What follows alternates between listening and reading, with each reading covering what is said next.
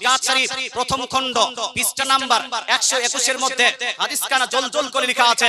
এই সেম হাদিসটি সৌদি আরব থেকে ছাপানো নাসাই শরীফ প্রথম খণ্ড হাদিস নাম্বার 1385 এর মধ্যে স্পষ্ট ভাষায় লিপিবদ্ধ আছে।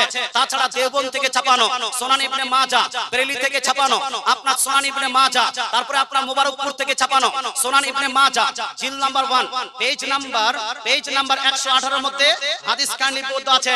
তিনটি বড় বড় হাদিস গ্রন্থর আমি হেওয়ালা দিলাম। আল্লাহর নবী ইরশাদ করেন, ইন্নাল্লাহা হারামা আলাল আরদি আন তাকুলা আসাদাল আম্বিয়া।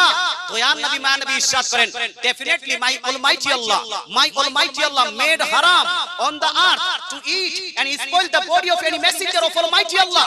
আল্লাহর নবী ইরশাদ করেন, নিশ্চয়ই আল্লাহ তাআলা জমিনের উপর মাটির উপর নবীদের দেহকে খাওয়া এবং নষ্ট করা হারাম করে দিয়েছেন। জোরে বলেন সুবহানাল্লাহ। হারাম করনে ওয়ালা